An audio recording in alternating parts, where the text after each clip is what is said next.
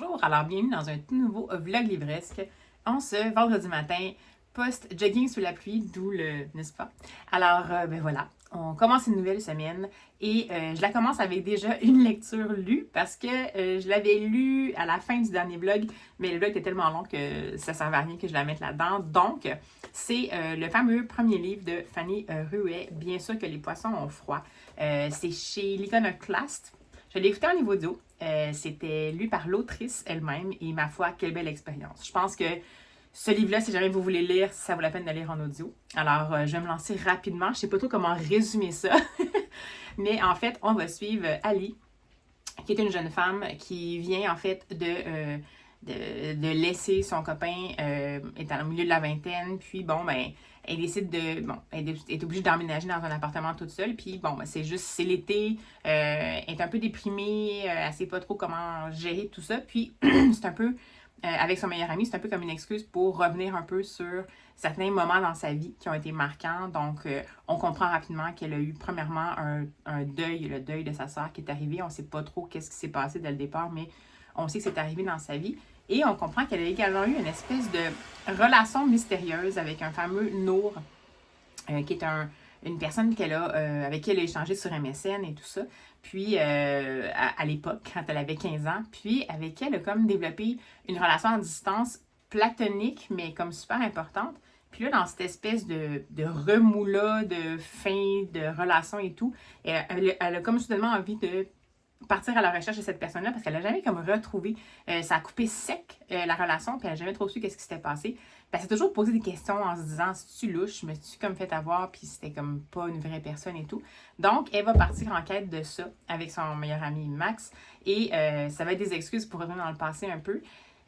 Donc ça, c'est la prémisse. En soi, la prémisse n'est pas novatrice, dans le sens où, bon, l'idée un peu de la personne avec qui elle échange et tout ça, qu'on sait pas trop, elle sait pas trop si elle peut la retrouver ou pas, ça c'est intriguant, mais le restant, c'est bon, une femme dans la mi-vingtaine qui a laissé son copain puis qui est un peu qui se cherche et tout, c'est pas nouveau. Ce qui est super vraiment, vraiment joyeusement délicieux quand on lit ça, c'est que c'est le ton, en fait, de l'autrice. Donc, c'est vraiment un humour un peu caustique. Un humour, attention, par contre, ça reste quand même une Française, une Belge, mon Dieu, je m'excuse, une Belge, c'est une humoriste belge qui a fait aussi des chroniques un peu de journaliste. Donc, ça reste que les référents qu'elle donne, parce que dans le fond, c'est des référents qui sont non seulement européens, mais aussi ancrés dans une époque, elle est née comme au milieu des années 90. Fait que le côté MSN, ben pour ceux qui ont, comme moi, je suis en 80, MSN, c'est les débuts quand Internet a commencé. Mais elle, dans le fond, c'était comme en plein. Tu sais, elle a commencé ça dans les années 2000 et tout ça, puis elle était vraiment dans cette espèce de période-là et tout.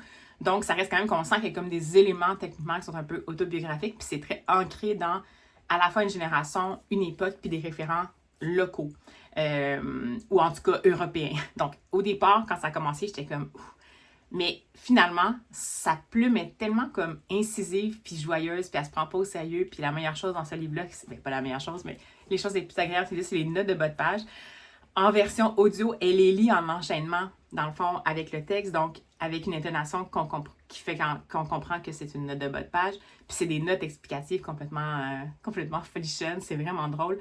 Puis j'ai ri à gorge déployée des grands moments. Je me suis inquiétée pour les personnages principaux. J'ai voulu savoir qu'est-ce qui se passait finalement avec le fameux Nour qu'elle essaie de chercher.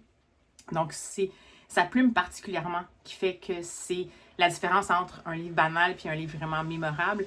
Et également le fait qu'elle va oser. Puis là, c'est drôle parce que ça s'enchaîne un peu. Ça a donné que j'ai enchaîné les lectures comme ça, mais c'est un peu quand même un roman. C'est pas un roman de coming of age parce qu'elle est à la mi-vingtaine, le personnage principal, mais c'est quand même un roman un peu disons, de jeune adulte, tu sais, donc vraiment, c'est ce genre de repère-là. Donc, mais elle va quand même mettre en scène quelque chose qui est la réalité. Dans le sens où, dans la réalité, les choses se bouclent pas toutes. Donc, puis ça, l'autrice va clairement le dire en note de bas de page au lecteur en disant « J'aurais pu vous dire que ça se passe de telle manière ou comment je pensais que ça aurait dû se passer ou tout. » Puis parce que dans le fond, ça reste de l'autofiction, donc c'est romancé par bout. Mais dans le fond, elle a décidé d'y aller avec plus le côté dans la vie. Tout n'a pas nécessairement comme une introduction des péripéties et une fin, une conclusion. Donc, j'ai trouvé ça super intéressant puis super audacieux de se lancer là-dedans. C'était fort agréable. Pour moi, ça n'a pas été un coup de cœur, mais c'était vraiment une excellente lecture. Je trouve que c'est une plume qui est vraiment intéressante. Ça me donne envie de découvrir un peu parce qu'elle a été chroniqueuse, je pense, dans une émission en Belgique, je crois. Puis ça me donne envie de l'entendre en live parce que clairement, elle écrit. C'est comme écouter un peu un monologue. C'est comme un peu écouter un stand-up de. Entre guillemets, pas un stand-up, disons une chronique humoristique, disons, qui durerait pendant tout le livre. Donc, c'est un peu ça. Mais c'est pas parce que c'est humoristique dans le sens qu'elle ridiculise tout. C'est que, dans le fond, c'est de l'autodérision qu'elle va faire. Puis, je trouve ça super intéressant. Puis, en même temps, ça fait qu'on s'attache au personnage principal parce que le personnage est définitivement humain, définitivement faillible. Donc, c'est le fun qu'on peut comme se repérer à dire « Ah, moi aussi, j'aurais pensé ça. » Puis bon, fait que ça, j'ai trouvé ça super intéressant. Donc, c'est vraiment une lecture surprise. C'est une lecture que j'avais vue passer chez Fluent Books, que j'avais noté pour lire. Puis j'ai essayé de le lire une fois, mais de le commencer en livre audio une fois. Puis on dirait que ça l'avait comme pas fait. Je sais pas pourquoi, mais j'avais commencé. Puis c'est vrai que le premier, comme 10-20 pages d'un peu audacieux. Puis après ça, ben dans le fond, j'avais pas continué, mais là, je l'ai poursuivi, puis ça vaut vraiment le coup. On sent qu'il n'y a pas rien qui est gratuitement posé là, dans le fond, tout se tient. Puis ce qui est intéressant aussi, c'est que dans le fond, au bout du compte, aussi, c'est une histoire qui est très représentative, qui a beaucoup de représentation, parce qu'en fait, le personnage principal semble être un personnage queer, ou en tout cas peut-être bi. Puis on a beaucoup vraiment, c'est comme intégré dans tout ça sans qu'on en fasse tout un fromage. Donc oui, l'autrice y fait référence directement, mais je veux dire, c'est un peu comme si elle faisait référence à, je sais pas moi, une caractéristique physique qu'elle a qui fait en sorte que les gens ont un regard différent sur elle. Donc c'est un peu ça, on n'est pas rendu dans un débat de... On n'est pas nécessairement dans un débat de société. Fait que là, j'avais trouvé ça intéressant parce que le personnage principal est comme ça, puis ça semble tout naturel. Puis c'est ça c'est ça qu'on parle depuis toujours. C'est ça la vraie représentativité, selon moi, c'est que dans le fond, on n'est pas en train de se dire « Oh, ben parfait, elle a intégré un personnage qui est issu de la diversité et tout ça. » Ben voilà, je suis bien contente d'avoir pu découvrir ça. Alors voilà, le vlog commence comme ça avec déjà une première lecture. Après, ben là, c'est la fin. J'ai terminé mon challenge littéraire avec les Patreons de Alex Bouquin dans Prada. Donc, là, ben, j'avais une structure depuis un mois, là, j'en ai plus. Donc, c'est à la fois chouette et épeurant parce que ben, je sais pas trop qu'est-ce que je vais lire. Donc, ben voilà, je vais vous revenir quand je vais avoir déterminé qu'est-ce que je vais lire. Mais sinon, ben, ma bibliothèque est pleine, donc ça va. C'est pas comme si j'avais besoin de m'en acheter d'autres. Sinon, j'ai beaucoup de romans graphiques. Est-ce que je vais laisser cette semaine? Je sais pas trop. On va voir. De toute façon, je vous en parle. Allez, on se lance ça. Du coup, je sais que je la terminerai et puis j'avais vraiment adoré ce tome 1. On est sur de la fantasy, on suit différents personnages, notamment une qui va voir son peuple se faire décimer au début du roman et elle va partir à la recherche de d'autres personnes comme elle et c'était vraiment trop bien écrit et j'avais adoré cette histoire.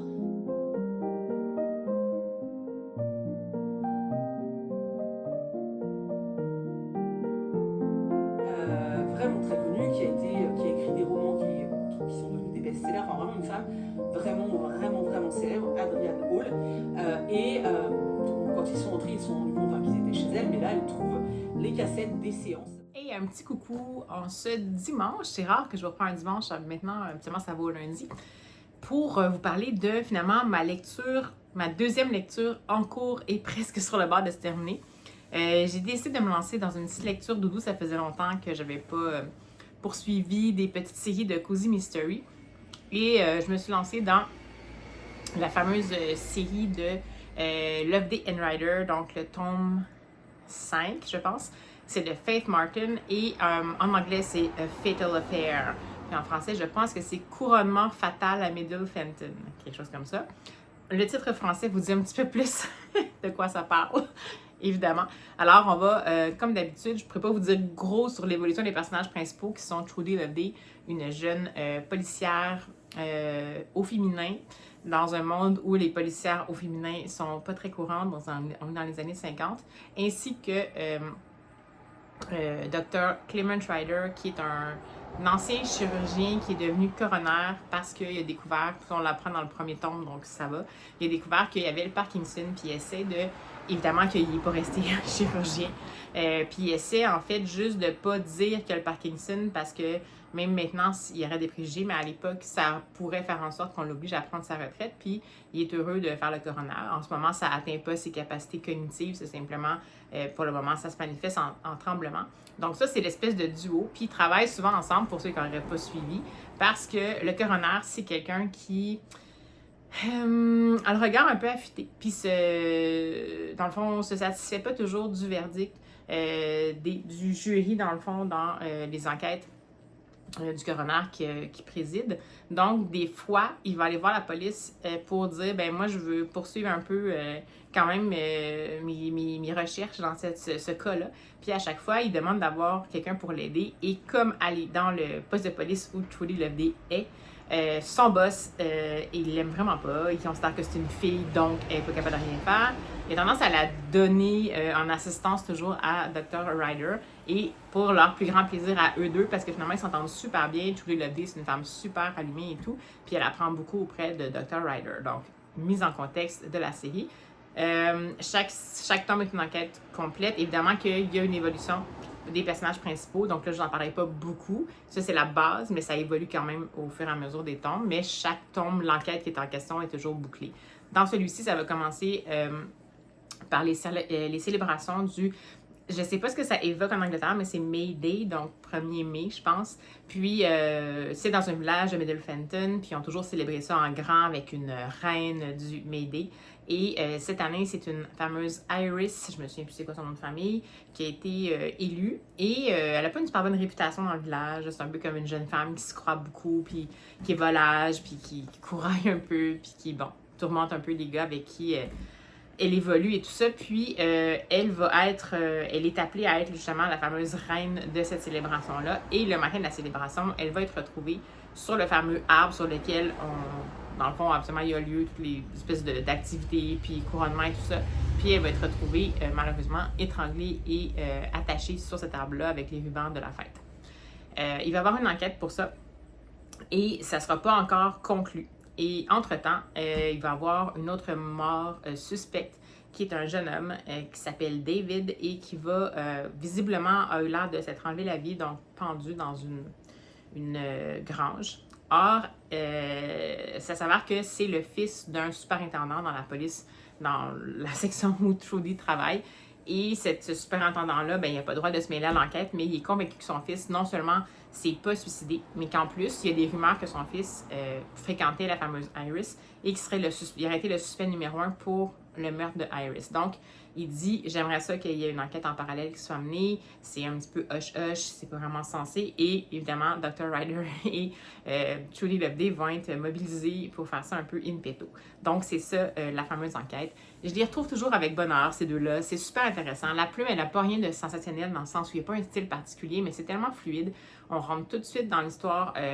On reconnaît bien les personnages. Ils sont pas comme juste à 2 dimensions. C'est pas juste des archétypes. Les personnages secondaires sont un petit peu plus typés, mais les 2 personnages principaux sont vraiment, vraiment intéressants. Puis, ça a toujours l'air plus banal que qu'est-ce que c'est en réalité. Donc, c'est vraiment une bonne petite série de Cozy Mystery. Ça va pas aussi loin, je dirais, que les Julia Chapman, donc les détectives du Yorkshire, Dale Detectives, par rapport à mon appréciation, puis aussi en termes de complexité. Mais pour moi, c'est proche, c'est presque une de mes séries préférées, juste après celle des Dale Detectives. Donc, si jamais vous voulez vous lancer dans ceux de Faith Martin, ils sont traduits en français. Puis, c'est comme super chouette. On va pas se souvenir nécessairement, c'est pas mémorable concernant l'intrigue, dans le sens que, tu sais, souvent, des fois, je suis plus sûre si je l'ai lu, sauf que les personnages sont mémorables, donc on a hâte de les retrouver, c'est super le fun de les retrouver, donc c'est ma lecture en cours, puis c'est toujours un peu comme une valeur sûre, donc voilà. Sinon, j'ai commandé des trucs, ça faisait longtemps que je n'avais pas fait, donc je pense que je vais ouvrir ça avec vous, si ça se peut. J'avais tout d'abord précommandé un petit quelque chose qui est un ouvrage, qui est une adaptation en roman pour les jeunes de Anne of Green Gables, de Lacey Montgomery, par Kelly George. C'est comme le premier tome, en fait, qui est divisé comme en 5 tomes je pense que c'est ils appellent ça des chapter books avec des illustrations. Puis j'ai trouvé que l'adaptation était super bien faite. Puis bon, je collectionne toujours un peu ça. Puis il sortait en août, fait que j'avais précommandé. Je l'ai donc reçu. Alors on va ouvrir ça ensemble. Et bien entendu que j'ai pas pris de ciseaux. Classique. On va voir si j'y arrive quand même, mais je pense que oui. Alors, ben, je vais vous le montrer, mais c'est pas... Bon, c'est juste parce que je le trouve toujours assez intéressant. On va se débarrasser de ce qui est boîte. Très beau. Donc là, c'est Anne Dreams. Donc, c'est le tome 5 et je pense que c'est... Ah, c'est le 6e qui appelle ça des chapter books. Fait que dans le fond, c'est des romans, mettons des romans de 9-12 ou 8-10 peut-être. Puis dans le fond, c'est une adaptation un peu synthétisée pour les lecteurs débutants de Anne of Green Gables, comme je vous disais. Donc là, on est plus dans la section, je pense, où elle veut aller à Queens, si je me souviens bien. Je vais quand même vous montrer quelques illustrations. Je pense que c'est quand Miss Stacy arrive. Donc ça, c'est Anne et Diana. Et... je sais pas si on peut montrer Miss Stacy. Ça, voyez-vous, ça c'est Marilla et Anne. Vous voyez la quantité de texte. Donc j'ai super hâte de lire. Ça, c'est toujours un petit plaisir. J'ai toutes les autres, puis je trouve que ça vaut vraiment le coup. Si jamais vous voulez faire découvrir cette série-là à des plus jeunes, c'est vraiment bien adapté. Sinon, ben j'ai un petit peu sévi. Encore une fois, pour ceux qui ne sauraient pas, c'est pas le grand A méchant, parce que je ne commande pas sur le grand A méchant, mais c'est une compagnie canadienne qui vend des livres, dans le fond, qui sont souvent en fin de série ou des fins de quantité, puis dans le fond, sont un peu moins chers, mais c'est des livres neufs. Donc, je vais ouvrir ça avec vous. Attention pour le bruit. Ça, c'est des boîtes que j'arrive jamais vraiment à ouvrir de façon très facile. Donc, on va y aller avec conviction, disons. Puis, je sais jamais avec eux autres dans quel état ça va être, parce qu'ils mettent toujours les livres lousses dans la boîte. Puis, sans mettre de fourrure pour que ça soit protégé. Je pense que ça va être correct. Donc, alors, tout d'abord, j'ai pris celui-ci, qui est en version originale, mais que j'avais vu passer en version française aux Belles Éditions, dont j'aime beaucoup la grille graphique. Puis c'est en français. C'est, je me souviens plus c'est quoi, je vous mettrai peut-être la quatrième de couverture. Et donc, c'est Diary of a Tuscan Bookshop, un mémoire de Alba Donati.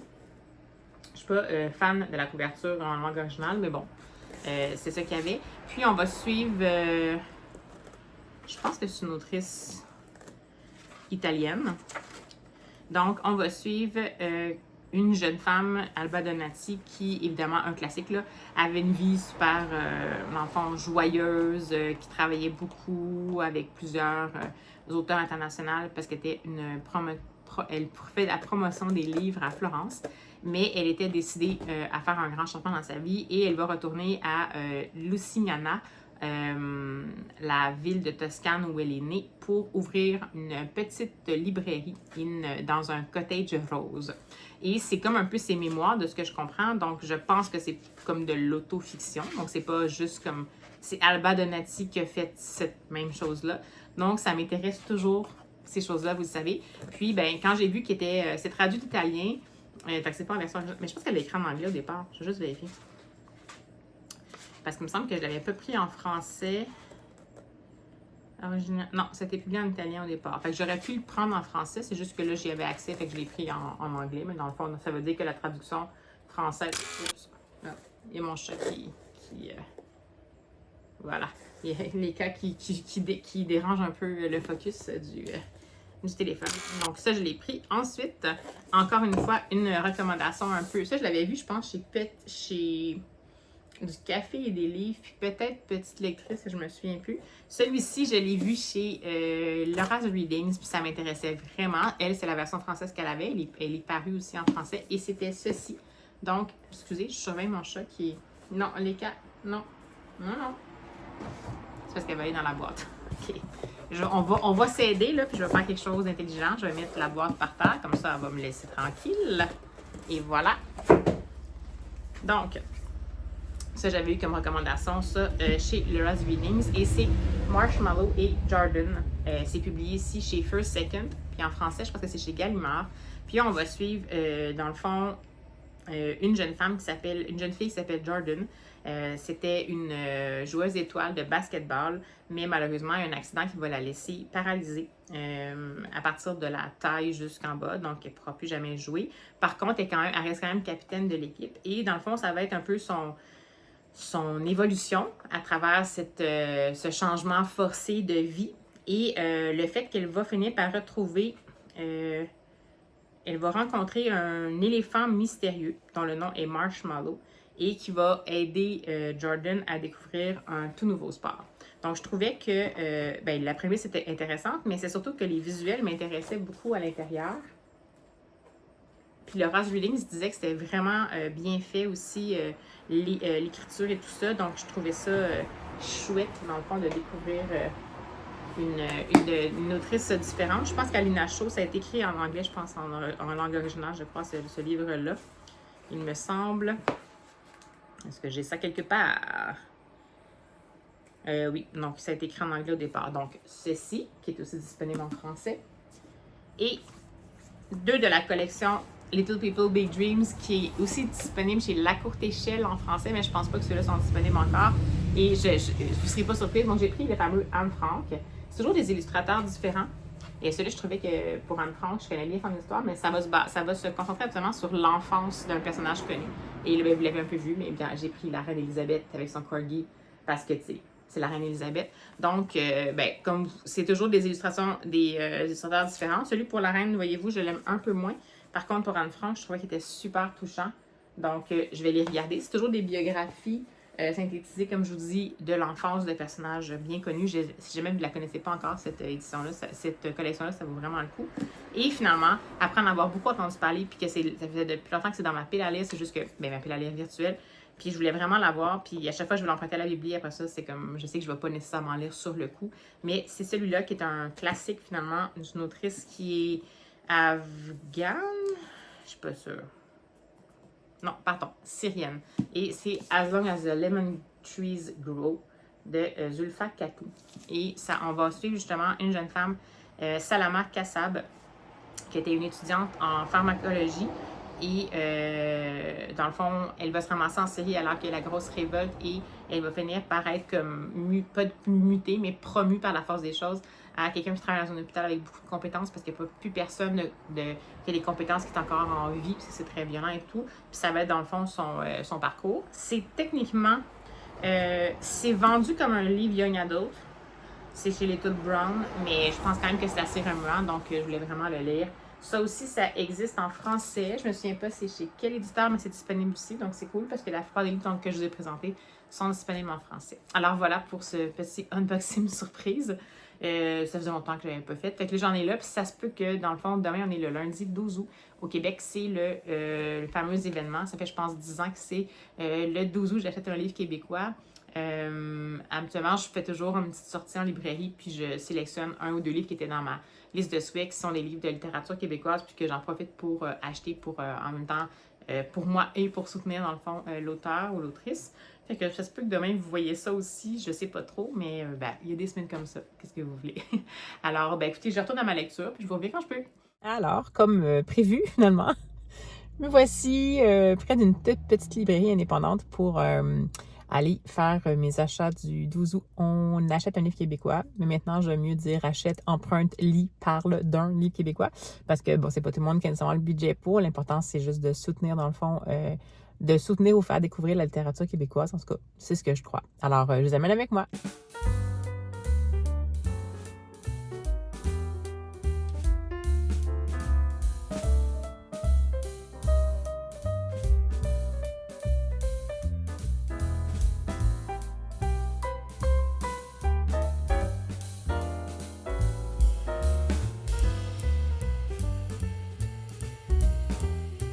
Et bonjour, alors voilà, ce fut une belle épopée et une belle récolte. Il y avait vraiment plein de monde, donc ça fonctionne encore après 10 ans, c'est impressionnant.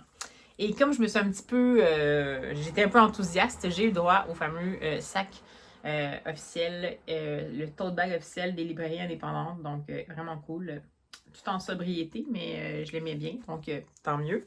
Ça va me faire un beau petit, c'est une illustration de Mathilde Saint-Mars que je vois ici.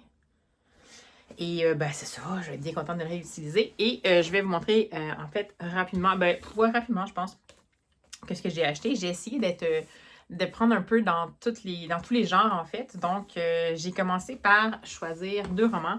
J'en avais quand même identifié plusieurs que je voulais voir, mais j'ai quand même regardé un peu, puis je suis allée avec, qu'est-ce qui me tentait. Au départ, le premier que je voulais absolument prendre, c'était celui-ci, donc, Voyage vers une fusée de Soline Asselin. Et c'est chez Marchand de Feuilles. Et Je voulais juste une petite partie à l'arrière, dans le fond, que ça décrit ce que c'est. Ça semble être une espèce de roman road trip, essai, aventure, je sais pas trop quoi. Ça dit Voyage vers une fusée trace une histoire féministe de l'aventure. Explorant une forme hybride qui mêle le récit de voyage, l'essai et l'autofiction, Céline Asselin propose la traversée d'un paysage à la fois géographique et littéraire. Dans ce périple aux détours multiples, elle nous invite à lever les yeux vers le ciel, vers ce qui nous dépasse et à esquisser de nouvelles constellations. Donc, c'est une prémisse que c'est une femme qui quitte Montréal en voiture parce que ça dit elle a toujours rêvé quand elle était avec son père, d'assister à un décollage de fusée. Puis elle va se diriger dans le fond vers un site de décollage de fusée. Et au fur et à mesure, on va découvrir différentes héroïnes qui ont osé en fait partir comme ça à l'aventure. Donc, voici pour le premier que j'avais identifié. Sinon, le deuxième roman qui vient tout juste de sortir, je pense que j'ai quasiment juste pris des autrices. Non, j'ai pris trois autrices, 2 auteurs. Bon, je ne vais même pas regarder.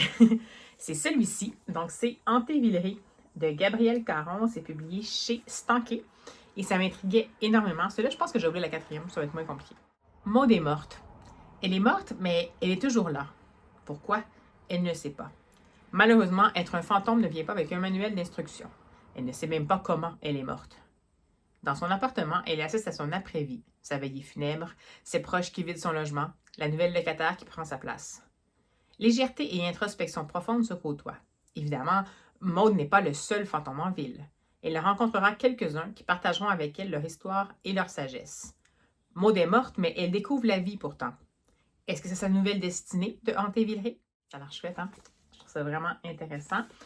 Et ensuite, ça, il est sorti depuis un moment, mais je me disais que je voulais absolument passer par faire un achat de bande dessinée, de roman graphique dans ce cas-ci. Et c'est une autrice de bande dessinée que j'aime beaucoup, entre autres avec un qu'elle avait fait qui était marquant pour moi, qui était Les Ananas de la colère chez Pau Pau. Et c'est Caton. Et dans celui-ci, c'est son dernier recueil qui s'appelle Salade de fruits. Si je me souviens bien, c'est un recueil... Plouplapli. Toupidou. Qu'est-ce que ça dit? Oui, un recueil de courtes bandes dessinées. Elle en met aussi souvent sur les réseaux sociaux. Donc, c'est vraiment un format 4 carrés pour faire des petites histoires, des petites historiettes. Donc, ben voilà. Donc, celui-ci. Ensuite, je suis allée vers le roman jeunesse. Je pense que c'est un roman ado.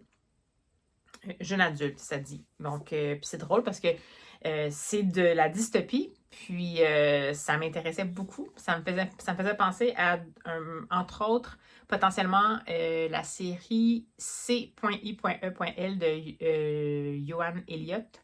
Mais bref, je vous le montre. C'est Idéo, celui qui hurle de Fidesz. De Mathieu Fontaine chez Fidesz. Alors, je voulais la 4e de couverture, celui-là aussi. C'est assez sombre, vous allez voir. Plusieurs siècles après un conflit planétaire dont l'humanité se remet à peine, le programme IDEO est mis en marche. Selon les favorisés, il permettra de léguer une planète plus hospitalière aux générations futures. Lesquelles? Certainement pas celles des humains basiques. Bien loin de cette utopie biotechnologique, Achille, un garçon basique de 12 ans, découvre une matière énigmatique enterrée dans la forêt. Mais il n'est pas le seul à s'intéresser à cette pâte rougeâtre qu'il surnomme « celui qui hurle » et dont l'énergie particulière permet une connexion étrange aux objets et aux vivants. Après la disparition mystérieuse de son grand frère et l'attaque de soldats qui recherchent celui qui hurle, Achille doit fuir. Prêt à tout pour retrouver son frère, le jeune homme est loin de se douter que son voyage à travers le continent va se transformer en un combat pour sa survie et celle de ses semblables. Car dans cet univers tumultueux, tout le monde a une intention cachée. Et Idéo ne déroge pas à la règle. Ça a l'air super bon. Alors voilà. Et enfin, j'ai terminé avec un album jeunesse. J'ai hésité parce que c'est d'un duo de créateurs. Et l'auteur, même si tout le monde est vraiment enthousiaste par rapport à cet auteur-là, un auteur québécois qui est très prolifique, moi, ça le fait pas tout le temps. Donc, et je parle ici de Simon Boulris. Là, c'était un album jeunesse qui était en collaboration avec Marianne Ferral, l'illustratrice, et j'adore ce qu'elle fait. Donc, c'est Ma langue fleurie de Simon Boulris et Marianne Ferral. Et c'est chez Fonfon. Aussi, le fait que ce soit chez Fonfon, j'avais confiance parce qu'habituellement, leur ligne éditoriale, il y a vraiment un travail d'édition qui est fait. Puis bon, ça me rassurait. Et celui-ci, à l'arrière, ça dit « Ma mère et moi partageons l'amour du papier, des crayons et des fleurs. Elle dit souvent qu'une simple marguerite peut aider à raccommoder un chagrin ou un mot qui a dépassé la pensée. Alors, quand j'écris à l'encre et que je fais une faute, je la corrige en dessinant une fleur. Je transforme mes accidents en jardin. Donc, c'est mignon, mais ce qui m'a surtout plu, c'est vraiment la composition graphique qui était faite par Marianne Ferrer. Donc, j'ai décidé tout simplement de l'acheter. Et ben, je vais voir aussi souvent Simon Boulris quand il est avec un duo avec une illustratrice ou un illustrateur que j'aime bien ou qui sait y faire. On dirait que ça resserre un peu sa narration, puis c'est comme le meilleur de la pub de Boulris qu'on voit dans ce temps-là. Donc, voici la fameuse récolte du samedi, le 12 août, on achète ou on emprunte ou on lit ou on parle de un livre québécois. Alors, ben voilà. Sinon, j'ai terminé une lecture. Ben, en fait, c'est mon fameux roman dont je vous parlais, qui était le roman de Faith Martin, qui est Fatal Affair, donc couronnement fatal à Middlefenton. Et ben écoutez, sans surprise, ça n'a pas beaucoup changé. J'aurais pas grand-chose à ajouter à ce que je vous avais déjà dit. C'est un tome 6, je crois, finalement, de la série. Et ben, j'ai pas rien qui a changé, c'est-à-dire que j'ai trouvé toujours ça aussi agréable de côtoyer les deux personnages principaux. L'intrigue était intéressante. Il y a un petit revirement quand même vers la fin, ce qui fait qu'on est tenu quand même en haleine. On pense qu'on sait, finalement, on ne sait pas exactement. Vers peut-être le dernier, je sais pas, les dernières 40 pages, je me suis un peu doutée, mais en même temps, c'était comme un peu une fin qu'on souhaitait potentiellement qu'il se passe, même si c'était terrible un peu. Donc voilà, toujours, ça fonctionne toujours autant pour moi.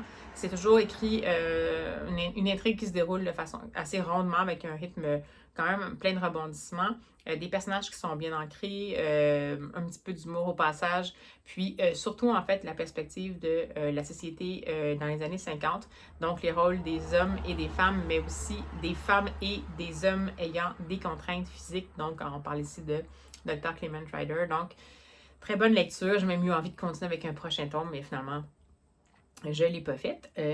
Ensuite, ben écoutez, j'ai essayé, j'avais des déplacements à faire aujourd'hui, comme vous savez. Puis j'ai décidé d'écouter avec la voix de synthèse parce que j'étais en auto puis ça n'existait pas en livre audio. Mais j'ai décidé d'écouter le premier tome d'une série de romans d'enquête pour ados de Jan Lier Horst, que j'aime beaucoup pour sa série de l'inspecteur Wistig, si je me souviens bien, pour adultes. Et j'étais un peu curieuse de voir qu'est-ce qu'elle allait faire pour le jeunesse, pour l'ado. Puis ma foi, c'est vraiment prenant. En fait, même le tome 1 se termine sur vraiment un cliffhanger, donc un suspense. Puis j'ai comme pas été capable de pas commencer le deuxième. Je les ai pris en livre numérique. Le premier, ça s'appelle Mort à Alloden, je pense. Crime à Alloden, Mort à Alloden, je me souviens plus. Puis là, dans le fond, je suis dans le deuxième parce que j'ai pas été capable de pas continuer. C'est le braquage d'Oslo, je crois. Ça se passe en Norvège. On va retrouver, dans le fond, Cecilia qui habite avec son père dans un hôtel qui est en bord de mer. Sa mère est décédée l'année précédente. Elle a été retrouvée noyée. Et son père, dans le fond, avant, il travaillait avec sa mère, évidemment. Puis là, ben, il est un peu débordé, ce qui fait qu'il a engagé une gérante, donc quelqu'un de l'externe, qui est venu avec son fils qui s'appelle Léo. Et la meilleure amie de Cecilia qui s'appelle Uriel et son chien Ego. Dans le fond, ces quatre-là, c'est les trois jeunes plus le chien, ça forme une espèce de trio d'enquêteurs assez audacieux. Et là, d'ailleurs, c'est ça que j'ai trouvé. Je vous dis que c'est pour ados. Je sais pas trop. Je pense que je sais pas pour quel public à quel public ça se destine. Parce que j'ai l'impression que, comme mettons, la meilleure amie de Cecilia a l'air d'avoir 12 ans, si j'ai bien compris, si j'ai bien retenu. Je pense que les personnages ont comme 12-13 ans. Ce qui fait qu'évidemment, les soucis, l'évolution un peu de leur pensée est un peu liée à des jeunes de 12-13 ans, sauf qu'ils sont quand même impliqués dans des enquêtes assez majeures. Donc, dans ce cas-ci, dans le premier, c'est une enquête qui commence par un corps qui est retrouvé sur la plage par Cecilia. Et éventuellement, les trois vont se mêler à ça, puis ils vont se rendre compte que c'est peut-être plus grand qu'eux, puis que ça implique vraiment des choses qui ont des crimes assez importants.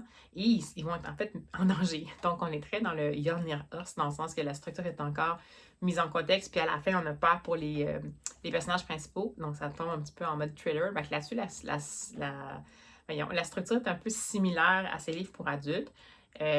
Par contre, le rythme au début, donc l'espèce de mise en contexte, c'est pas un rythme lent, donc on sent quand même que c'est adapté au public cible, mais ça me donne l'impression que à 12 ans, je ne suis pas certaine qu'on peut aller aussi loin que ça dans le type de crime auquel sont mêlés les enfants.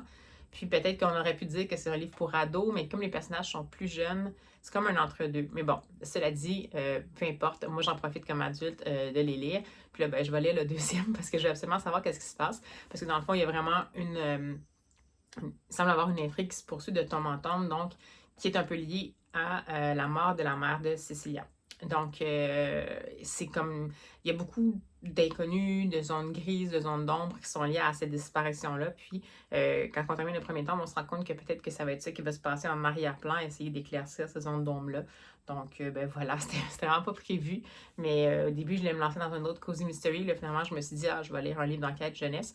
Finalement, c'est assez prenant, donc je vais continuer à les lire, puis je vais voir. Je suis bien curieuse de lire le Simon Boulris pour voir qu'est-ce que ça donne comme résultat. Puis, ben, de toute façon, je vais vous tenir au courant au fur et à mesure de la semaine, bien entendu.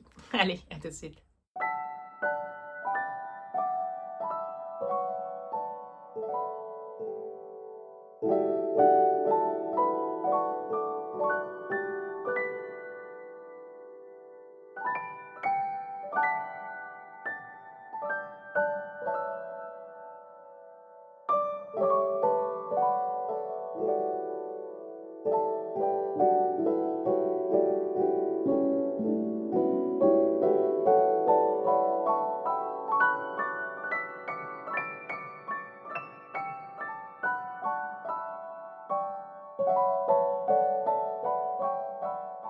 Hey, bonjour! Alors, petit coucou rapide du mercredi, tradition, parce que, en fait, je vais vous parler de la série que j'ai finalement dévorée, en fait, de tout ce qui est paru jusqu'à maintenant, c'est-à-dire la fameuse série de romans policiers jeunesse ado, mais je vous en ai un peu parlé, là, c'est à discuter, de Jörn Lier Horst, donc, qui est la série Clou. Ça, c'est le dernier tome paru, donc, les fantômes de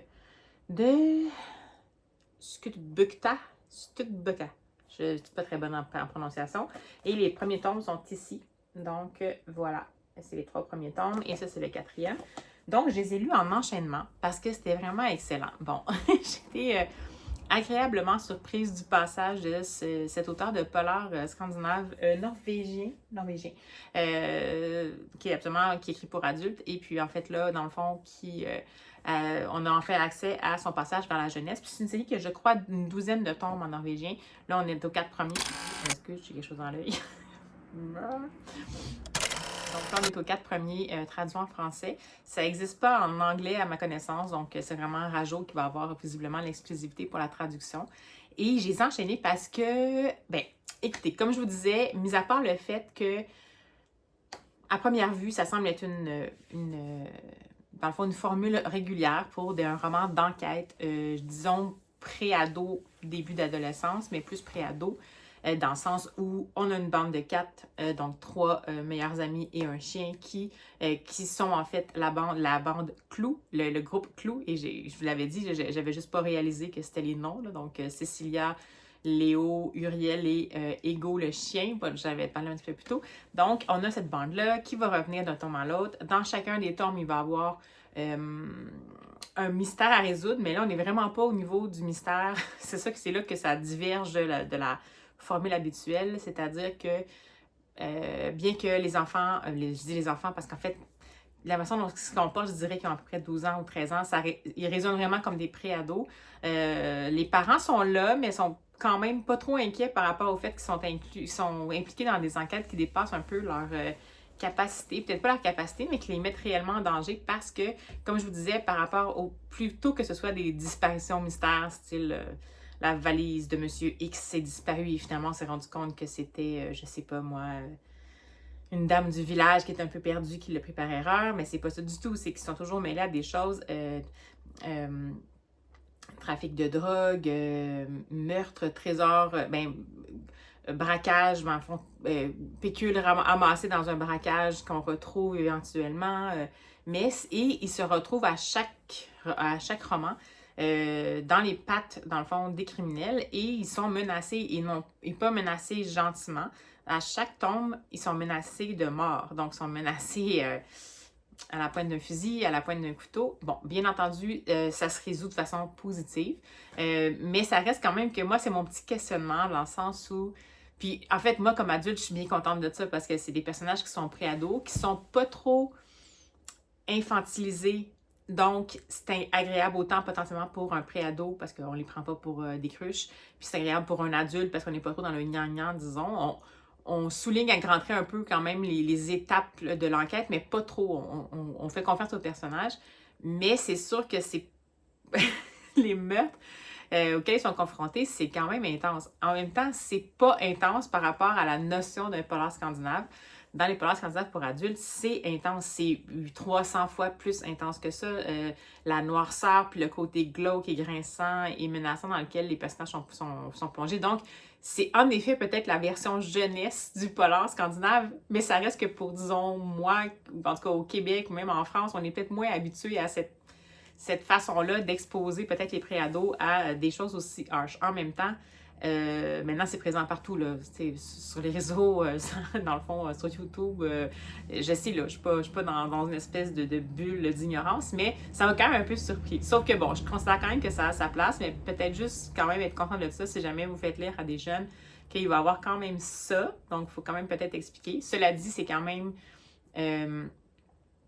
jusqu'à maintenant, c'est quand même des criminels qui sont... C'est un peu une enquête manichéenne, dans le sens que c'est des criminels jusqu'à maintenant qui n'ont pas nécessairement un bon fond. Ils font pas nécessairement ça pour des bonnes raisons, entre guillemets. C'est toujours pour des mauvaises raisons. Puis, donc, on est quand même plus dans le noir-blanc du moral et immoral. Là, donc ça va. C'est plus adapté à la jeunesse, tandis que dans les polars scandinaves, souvent, c'est pas vraiment comme ça. On est plus dans le flou, dans la grisaille et tout ça. Donc, quand même. Sinon, ben, comme je vous dis, les personnages principaux sont bien construits. Les personnages secondaires sont un peu plus sommaires, mais on a quand même quelques personnages secondaires qui vont revenir, qui sont un peu marquants quand même.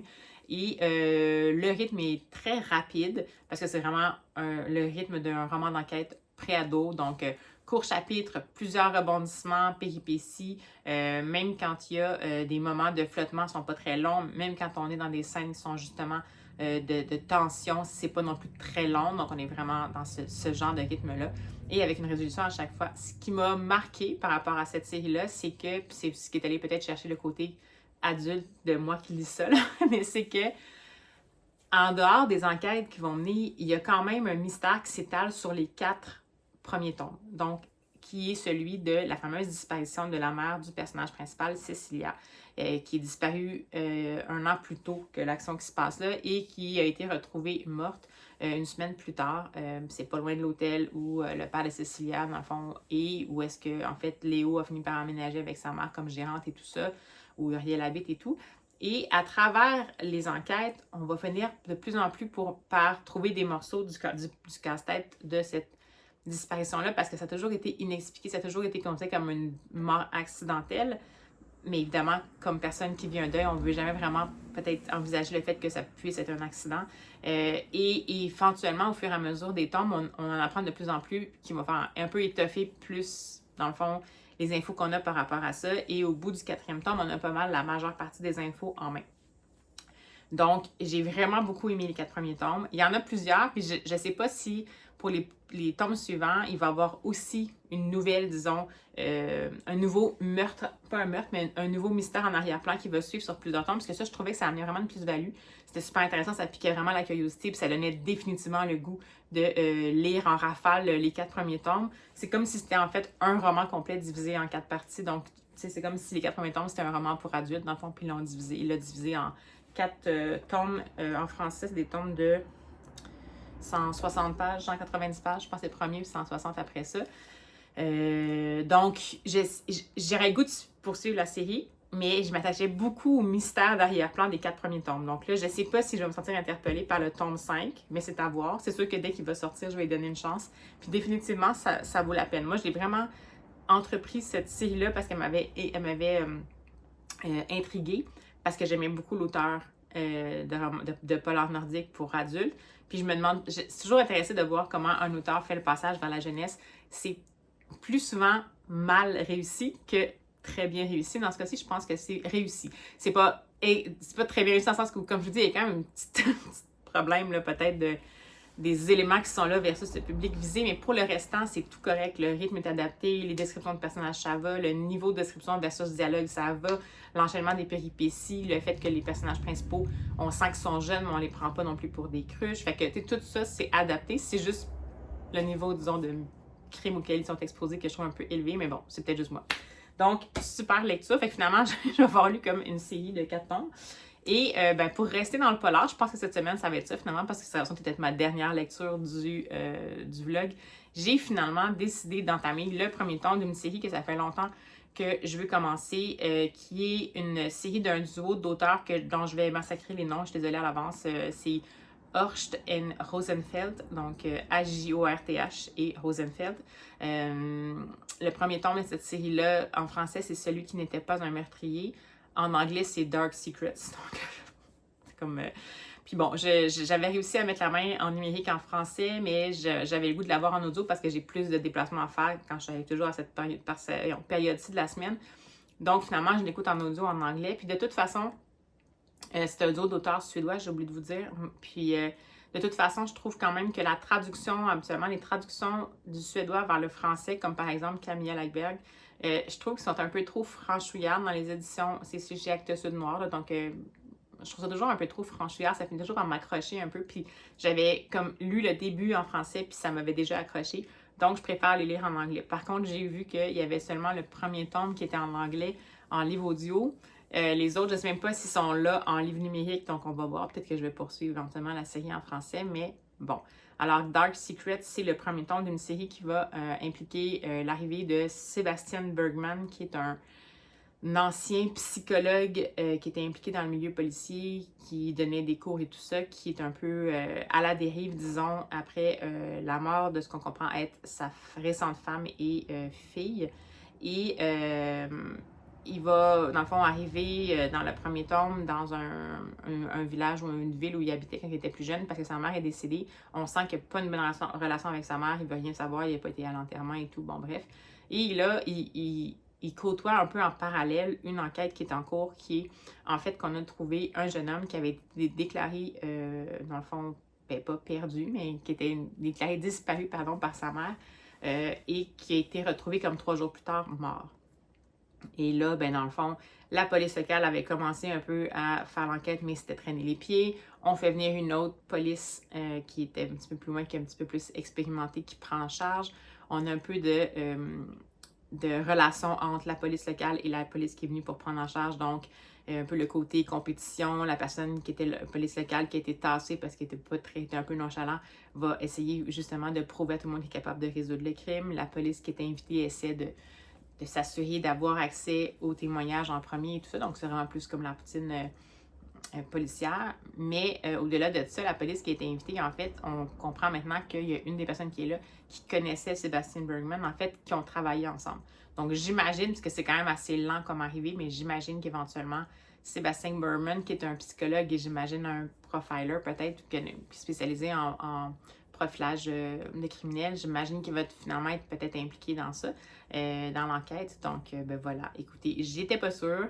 Jusqu'à maintenant, ça me plaît bien. C'est très sombre, mais jusqu'à maintenant, c'est bien écrit. On va voir comment ça va aller, mais je trouve que c'est encore un peu le principe qu'on voit c'est plus le principe vraiment du roman suédois. On voit l'enquête d'un côté, après ça, on a suivi Sebastian Bergman pour un bout, puis après ça, ben, on va éventuellement, on sent que ça va se rapprocher. Puis on a aussi des chapitres qui sont intitulés des chapitres qui sont de la part de celui qui n'était pas un meurtrier. Donc, on en déduit que c'est potentiellement la personne qui semble responsable de ce qui se passe, mais qui ne se considère pas comme un meurtrier. Alors voilà pour ma lecture en cours. Sur ce, je vais vous laisser pour poursuivre ma pause dîner. Puis ben, je vous reprends potentiellement juste pour clore le log dès que je vais avoir terminé en fait cette lecture-là en cours. Puis ben voilà, on s'en reparlera. Allez, à tout de suite. Alors me voici dans la studio mobile pour la dernière petite rencontre de ce vlog-ci. Parce que je viens tout juste à l'instant de terminer le fameux premier tome de la trilogie Dark Secrets de Hjort et Rosenfeld. Dans le fond, en français, c'est Celui qui n'était pas un meurtrier. Et j'ai été vraiment séduite par la plume de ce duo-là. C'est super bien construit. Il y a des personnages à foison. Bon, peut-être que il y a des moments quand même où je me suis un petit peu perdue dans les personnages, mais c'était pas nécessairement parce que c'était mal fait, c'est juste qu'il y avait comme vraiment une grande quantité de personnages. Puis bon, je l'écoutais en audio, fait que c'est sûr que dans ce temps-là, c'est un petit peu plus difficile. Mais bon. Alors, écoutez comment, je ne peux pas vous parler plus de l'intrigue, mais plus ça a avancé, puis plus évidemment on a appris à connaître le fameux Sébastien Bergman et son arrivée dans cette équipe-là, qui pourtant était déjà bien rodée, qui se connaissait bien et qui essayait de trouver un peu en vain la solution à ce terrible meurtre-là qui avait eu lieu du jeune homme. Et écoutez, Sébastien Bergman, d'emblée, c'est vraiment un personnage détestable. J'ai passé une bonne partie du livre à le détester, puis après ça, une seconde après, à trouver que finalement, il y a peut-être un bon fond, puis après ça, je me mettais à le détester. C'est un personnage qui choisit de se faire détester par les autres, qui fait comme pas vraiment de compromis, qui a évidemment, comme on peut s'en douter, un passé particulier dont on n'apprend pas exactement toute l'ampleur ou tous les détails. Mais on comprend que ça a été compliqué, que ça l'a construit malgré lui. Puis, évidemment, c'est un psychologue, même s'il est dans l'enquête à titre d'un peu de profileur, ça reste que les réflexions qu'il va faire, c'est des choses où on dirait que c'est toujours un petit peu relié à lui-même. Puis en parallèle de l'enquête, il y a aussi une quête personnelle parce que, quand sa mère va arriver, quand il va arriver chez sa mère qui est décédée, comme je vous dis, il arrive là, puis c'est comme ça un peu qu'il se retrouve mêlé à l'enquête.